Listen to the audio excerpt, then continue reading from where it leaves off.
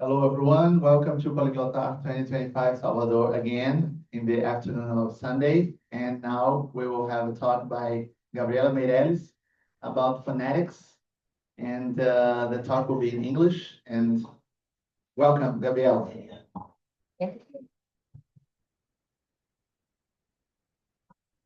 Thank you so much for having me today.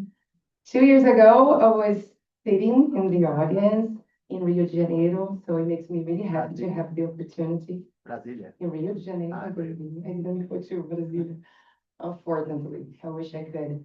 But I was sitting right there, and I was learning so much from all the speakers. So I hope you get the chance to learn as much as I learned from me. I'm going to bring a lot of provocation. So if you feel a bit agitated, it's okay. It was meant to be that way. To begin, we are going to start with some what ifs, which is my favorite kind of question. Right? What if, when we looked at these numbers that you can see on the slide, you did not feel ashamed if you sounded like tree with a very strong R sound? What if you didn't feel ashamed to say free, just like free, freedom? And what if you didn't feel superior to say it free, the tongue between your teeth, free? The second what if might make you feel a bit ashamed or embarrassed. What if when you looked at this beautiful landscape in my city, Salvador, you did not care. You did not care if it sounded like bitch or beach. You did not care because what you cared the most was about connection, was about being meaningful, was about getting to know the person that you're talking to. Now, as you can see from the examples, from the questions, from the what ifs, this lecture is about phonetics. Is phonetics a tool of domination, represented by this image? Or is it a tool of liberation? Let's start with the definition of phonetics, or just a review. I think most of you know, otherwise you wouldn't be here. Phonetics is the study of speech sounds and how they are produced. So here we have some transcriptions, how to say phonetics. Well, if you're an English teacher like me, you have seen this before and you're not scared of this. But if you are a very experienced teacher, you maybe have shown this to your students and have looked at their faces and you saw a frown, because that didn't help them at all. But this is the International Phonetic Alphabet, the IPA, and it helps us to be confident about how to read words in English. So thinking about the IPA and the traditional methods of teaching English, you would recognize these as the silent TH, which we can make by putting our tongue in between our teeth and blowing air out of your mouth. So it's actually a blow. That's why we don't hear, like, it's not a vowel sound, it's just a blow. But as soon as you connect with the R sound, which is made right here, if you do it, you're gonna feel your vocal cords vibrating. Then it's a brr. And if we connect with the last sound, which is the long E sound, you're gonna say E. And that's how we teach articulation. Mayan says E.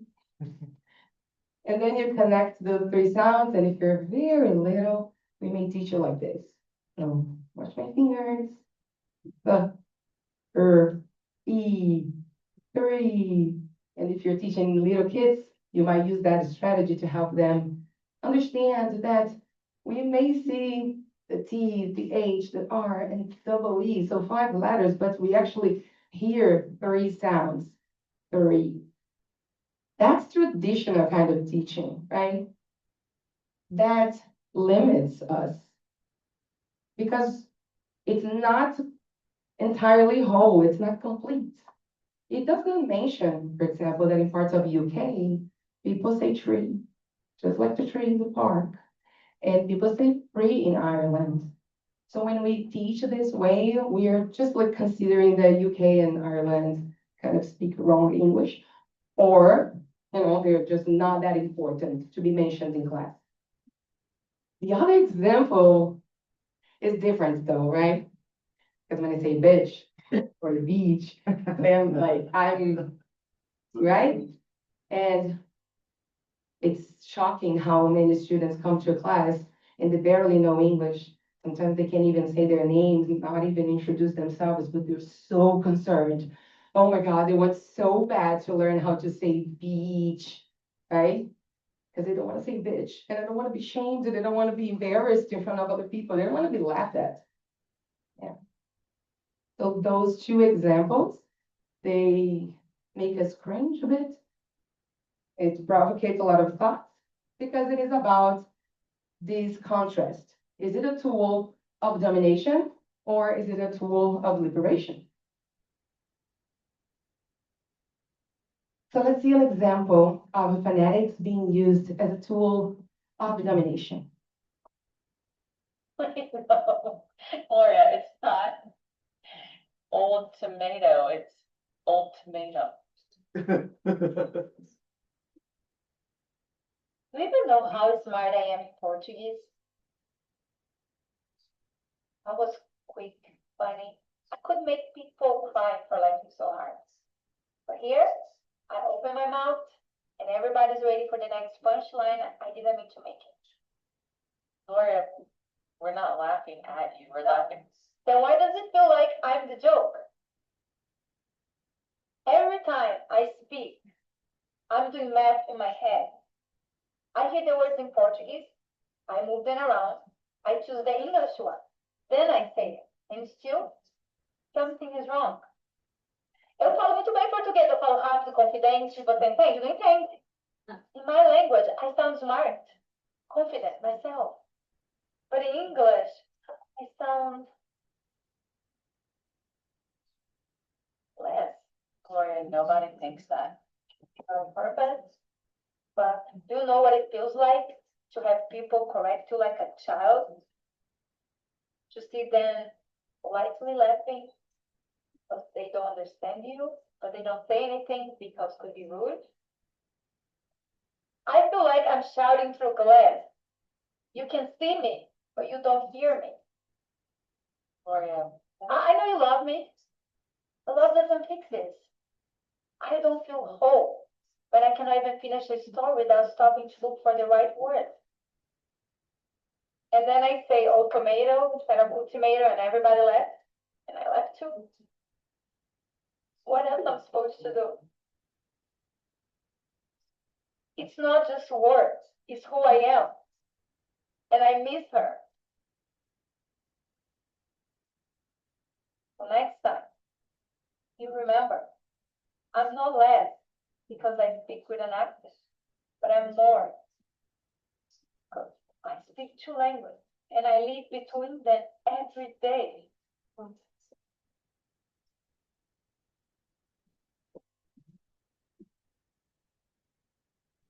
I know you love me, but love doesn't fix it. Just I brought this research on my live with Fabricia and Juliana. And I'm bringing here again. Speakers with non-native English accent are often judged as less competent, even when their ideas are identical to those of native speakers. That hurts. And it's in all industries. Doctors with an accent, they are perceived as less competent than doctors who are native English speakers.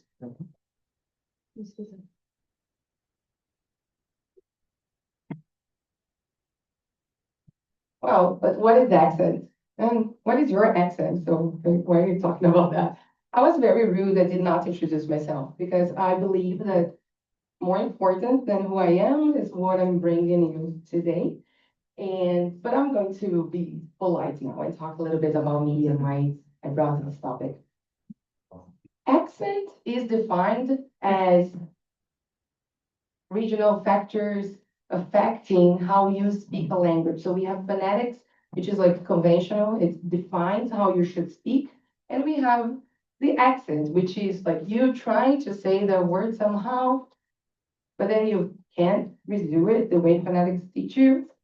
So you find another way to communicate that word, that sentence. Well, linguists emphasize that accents are not deficits, they're markers of identity and belonging. And I did not introduce myself, but by now, you already have so much judgment about the way I speak or who I am. Because when I spoke English, I brought my identity here. The way I move, the way I dress, my makeup, my hair. That brought already my identity to you, and you're able to create some judgment, some preconceptions of who I am and what is my level of qualification of, right? Even though I didn't even say exactly what I do. Well, but I was born in Salvador. I was raised in Salvador. I never lived abroad. And I'm constantly asked by, especially by USA citizens, oh, where did you live in the US? Gabi, where did you live in the US? I never lived in the US. And I thought, when I answer that, I'm very proud. I never lived in the US. Why do you say that? Oh my God, that you create English. How is that possible? Right?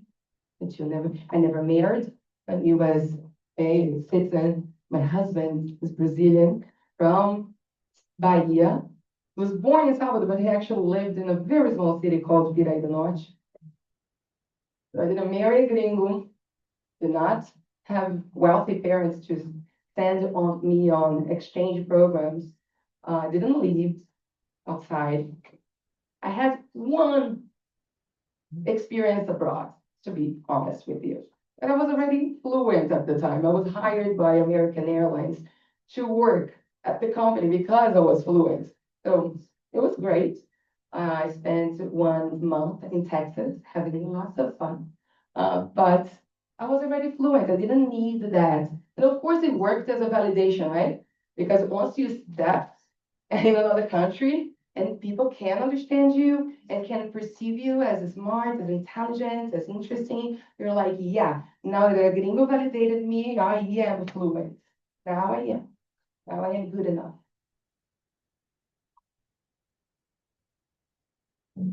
Accent is a marker of belonging. And as I told you previously, my husband comes from a city in the south of Bahia.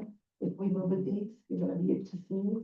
It's not even on the map, which is so sad, but it's next to Gandu. Okay, it's right here. Gandu. And I noticed something very, very interesting when I went to Pirai do Norte for the first time. Here in Salvador, when we wanted to have a voice coming to you or get something to you, you say, "Oh, menino," which in English is like, "Oh, boy." Oh, we like to use this "oh." And as soon as I got to Pirai do Norte, I noticed that people didn't speak Portuguese that way. They would say, "Hey, menino," "Hey, boy." It's just a tiny difference, right? But I so much prefer saying "Hey, boy" now, especially when I am in Pirai do Norte, because I kind of feel like I belong to the city too. And it's not a famous city, but I love that it is part of my history. I'm married to a man from Pirai do Norte. My kids love going there. Those are my kids, by the way, Bruno and Moreno. And talk and the way they talk make me feel like I belong. So, I feel it's okay. I don't feel that I'm losing my identity. Actually, I'm adding to it. Because I can say I'm married to a Piraiense. So I can do it. Now let's see an example of phonetics being used as a tool of liberation. American, water is my favorite. Standard British, water is my favorite. Devonshire, water is my favorite. German, water is my favorite. Scottish, water is my favorite. Geordie, water is my favorite. Brummy, water is my favorite. Yorkshire, water is my favorite. Scouse, water is my favorite. Irish, water is my Think favorite. about the Russian, 20 different American, ways of saying water water is is my my favorite. It's pretty much what this is. She's not an influencer, okay? She's an actor's accent coach. She teaches actors different accents so they can learn different accents and they can play different roles on movies. As I see it, first example is phonetics being used as a tool of domination. It may happen here, it may happen, it's possible when we are talking to other people and we perceive the way someone speaks English, French, Spanish, different and new, and that might influence how you see that person. It might happen. It may happen in any polyglot clubs. It may happen in conversation classes. It may happen in classroom, even when it's just one-on-one, when it's a teacher and a student. It happens a lot when you constantly ask the student to repeat after you. Repeat after me, 3. And the student says 3. Mm-mm. 3. 3? No. 3. Let's go. Do this. Put your tongue in between your teeth and try to blow air out. And the student is just in pain. Please get me out of here, please. Maybe one day I'll do it. I'm not ready right now. Like, I guess you're trying to teach me, that way, in a traditional way, as like that's the only way that we can speak this word. But here's the thing, no English teacher will be qualified enough to know all the accents in the world. That is impossible. But I'm gonna tell you what is possible. It is possible for that teacher to tell the students that there are many different ways of saying water is my favorite, just like we saw in the movie, in the video. So I believe, and that's why I brought those examples, this is a tool of liberation. When you tell the students that accents are marks of belonging, are marks of identity, and even if they are able to lose their accents completely, something will be there. Like, you will somehow show who you are by your body, by the way you move, somehow. And that's okay, because it is showing who you are, and people will love who you are, believe me. I read this book 2 years ago. It had impacted my life in so many ways. Has anyone ever read this book? The name is The 48 Laws of Power, written by Robert Greene. It is about power. It's very controversial, okay? I must warn you. Some people think it's like a book that teaches you how to be manipulative, mean. I see it as a book that teaches you how to identify power and how to understand power. Because whether we like it or not, this exists in every relationship. So I brought just one law, which is law 38. It says, be royal in your own fashion. Act like a king to be treated like one. Well, when I think about a king, that's what comes to my mind.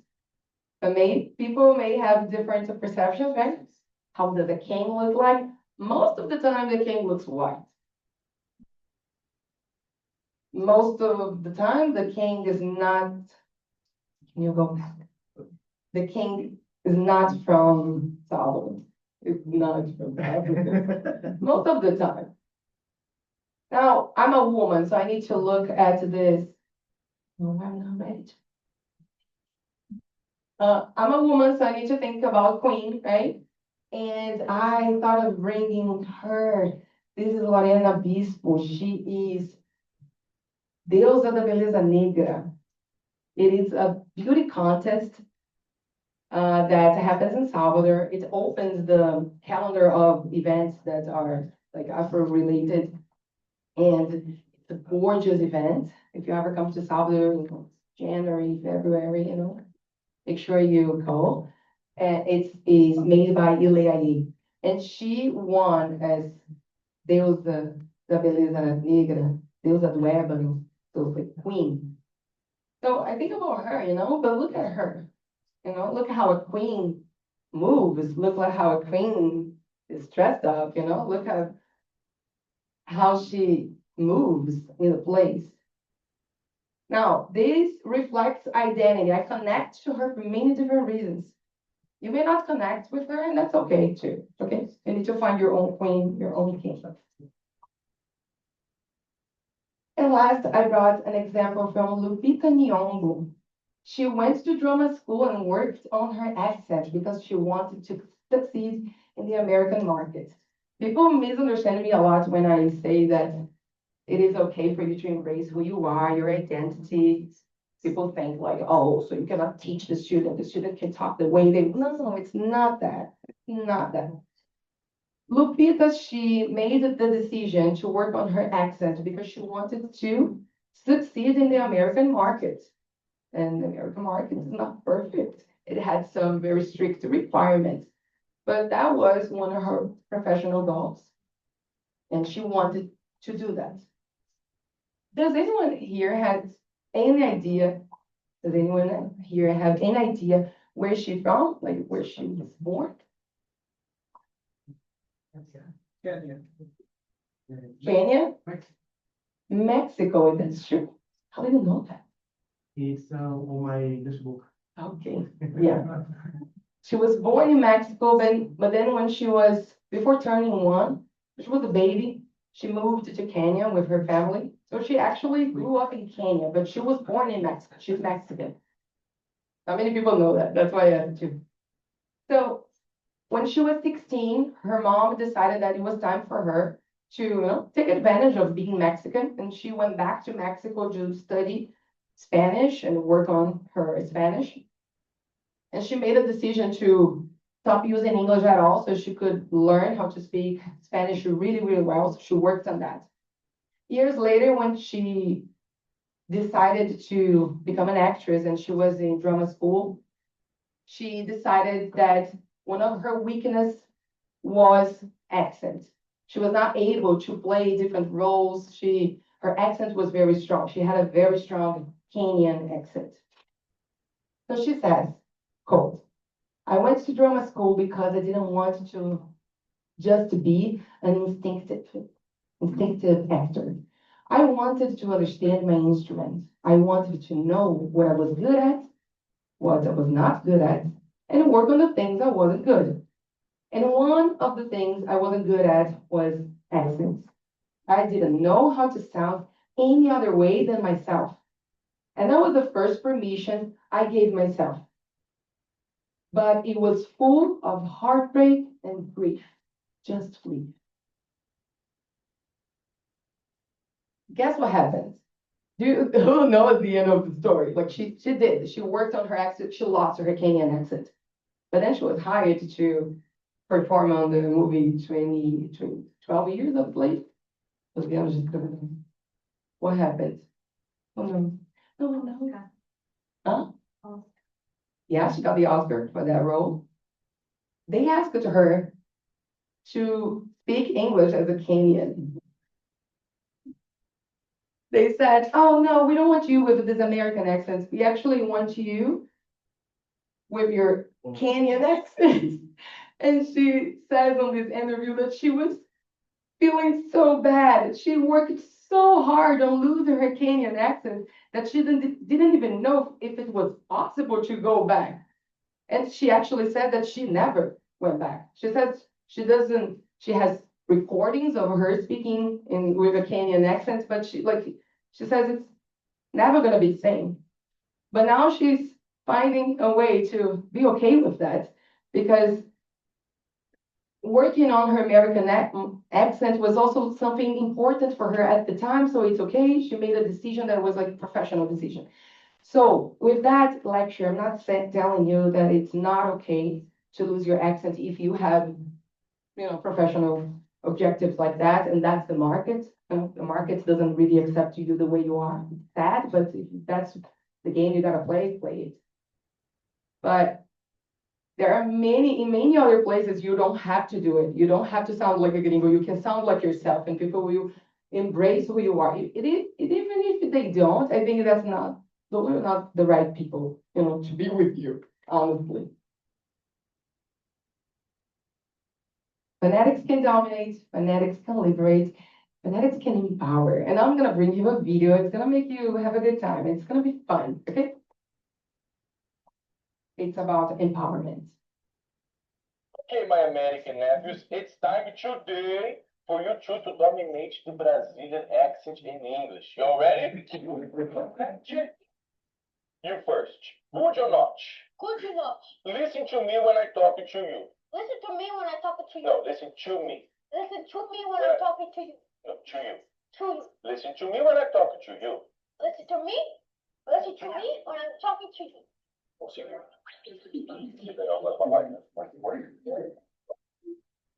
are brasileiro. Ready? Ready? Yes. Good or not? Would you? No, good or not? Oh. Oh. Oh. Good or not? Good. Oh. Too bad. It is a beautiful day. It is. It is a beautiful day. It is a beautiful day, my friend. Havaiano.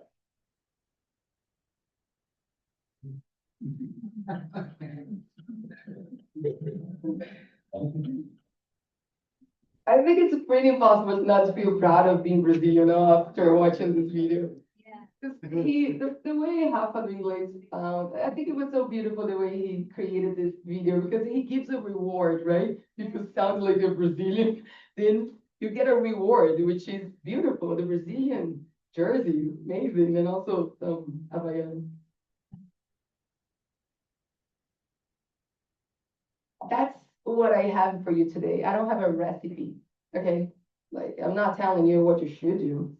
I believe that my accent, I don't know if I have a Soteropolitano accent, by the way. I don't know. You tell me later. But the way I sound, the way I speak, reflects who I am. And that's so beautiful. And that's what I believe it's true. And that's what I try to tell my students. I try to convince them of how amazing they are. But I also tell them, like, I must warn you, if you go to a very competitive high school or very competitive university, you might find people who will not embrace who you are. And maybe it would be good if you sound very knowledgeable, like so knowledgeable, and that you know more grammar than you know a lot more than he or she knows.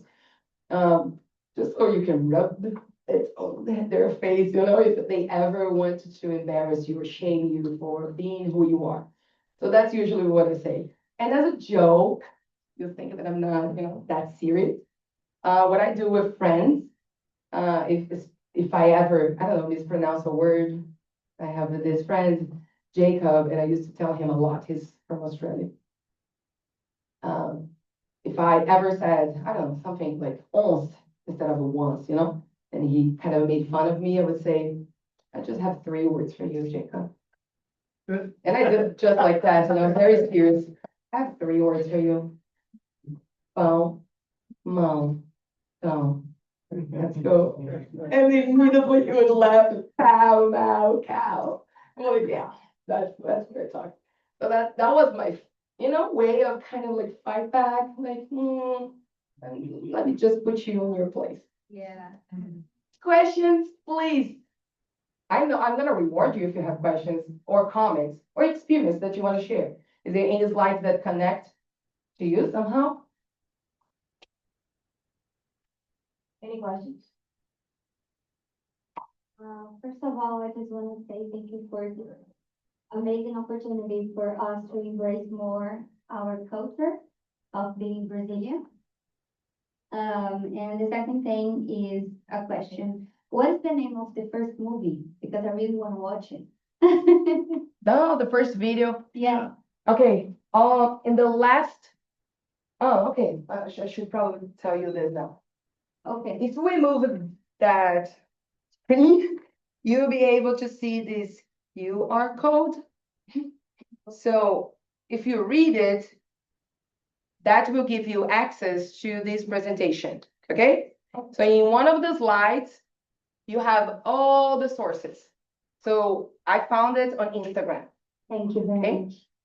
You're welcome. Thank you for the compliment. You got a cocadinho. Don't I have extra cocadinho, so you better ask the question. Yeah. Well, it's not a question, but something that happened to me today. I was interpreting in a natural birth event. It was online with a Swedish doctor and scientist. And a Portuguese girl decided not to use the service of interpreters because she spoke English. So it was okay for me. I let her talk. But when she finished talking, the doctor said, I'm so sorry, I'm not used with the English of Portugal. I prefer Brazilian English. And I felt so proud because I'm not Brazilian. But I felt like, oh shit, you see what it is. So it was very funny because I had to to do the reinterpreting of what she was saying. And it was funny because he said he didn't understand Portugal, the English from Portugal, but Brazilian English. And I found it very funny. That's it. Thank you. I love it.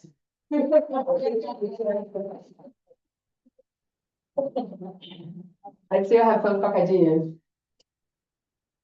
Why could we just comment?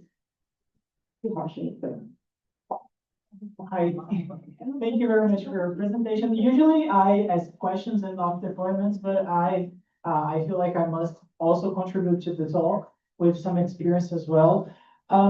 First, one related to where I come from, which is Campo Grande, Mato Grosso do Sul, and there we have a very nice university. We receive lots of foreigners, and some of I also presented here in the event yesterday, and I talked a little bit about this. And one of the things I would like to also bring here to this talk and comment is that sometimes we there receive lots of foreigners from non-European countries, Africa or Americas, and sometimes Asia. And it's very interesting to not use other qualifiers that we have lots of English native speakers from Kenya and other countries. I will not list because I would miss one or other, but you got the idea. And when some American students come, the university is proud to say that we are promoting speaking club, and we receive them, and very nice because our literacy students can talk to native speakers of English. And we all the time have the foreigners there, and I'm the Portuguese teacher for foreigners there with a group of other teachers, not only me.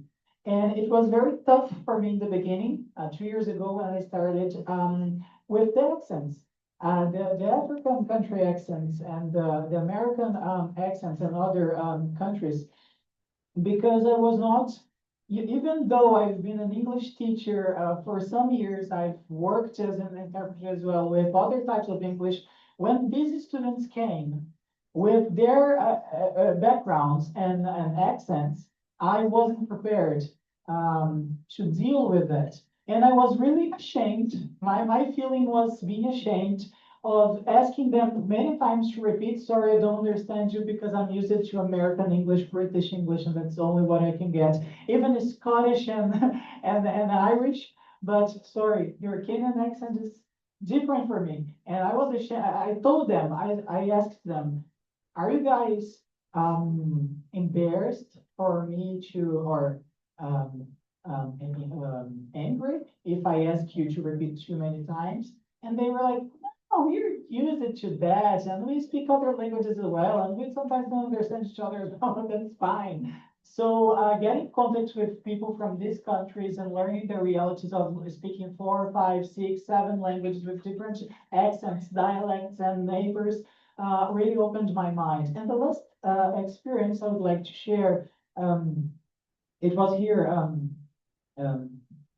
after my lecture, it was in Italian, and I had to listen some feedback saying, your lecture was amazing, but sometimes you missed this and that phony. And I was like, really? Did you know that in Italy we have very different kinds of pronunciations? And if I am saying, let's say, if I'm saying cucina instead of cucina, I'm doing it on purpose because I want to embrace this pronunciation. So what I want to conclude with this little deployment, sorry for taking the time, is that even though this topic you brought seems to be a very well-known and largely discussed, and for a long time we've been talking about the importance of getting your own accent and not getting rid of it, we still must continue talking about this, even though it's something that should be taken for granted, but it's not. So thank you very much for your. Thank you.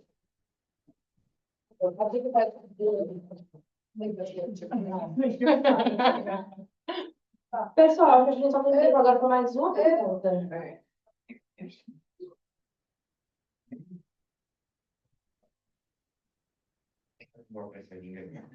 So I do not work with language. I'm here as an enthusiast and I work at self-development and I'm also a lawyer. And I'm going to ask you something because it's kind of my reflection here, being here just these 2 days. How much do you think that self-development is needed when we are learning and teaching a language? Because sometimes I believe that some things like what you were saying there, it's about confidence and it's about not trying to fit in or to be perfect. And this kind of stuff is things that we learn sometimes in our families, and sometimes that we need to be extra exigent with ourselves so we can be perfect, so people will really like us. And when you bring this to learning language, self-confidence may can be lost, and I think that's needed to join these two things. Learn a language is for pleasure too, maybe for work, but you need to be confident about it, so you can be real with your language and all kinds of language that you want to speak and to communicate. I don't know what to think about it, but I wanted to hear it from you.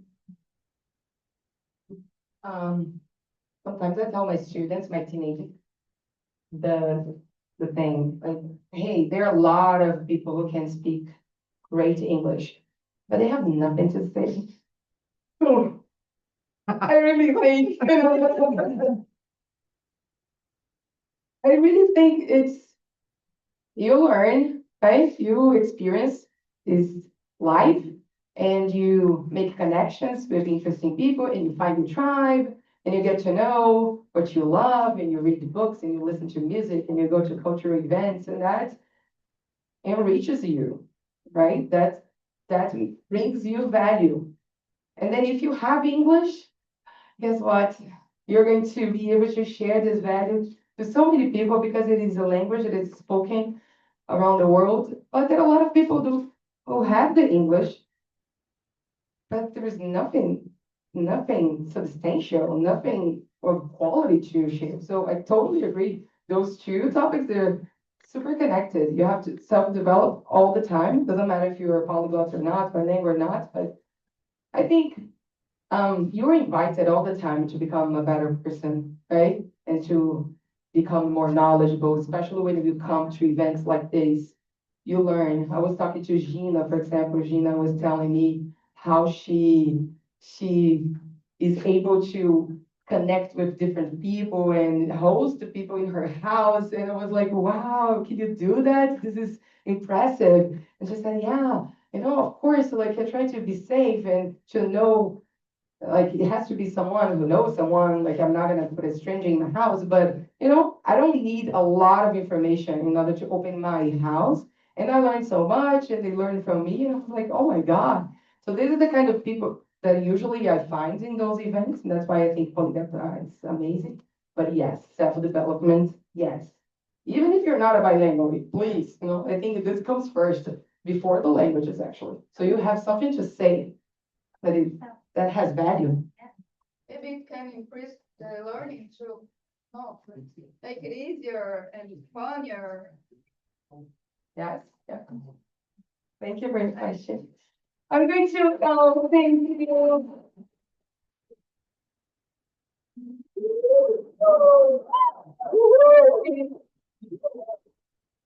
I'm going to just read one slide and that's it.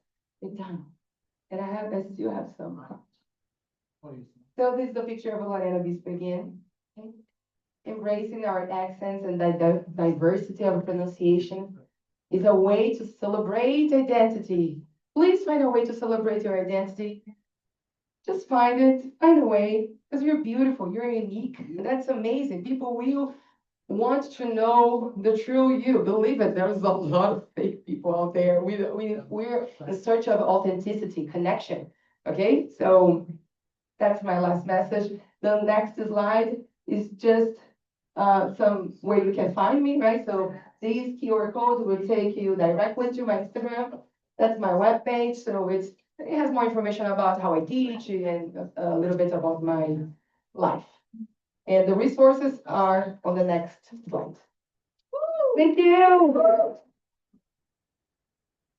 Thank you.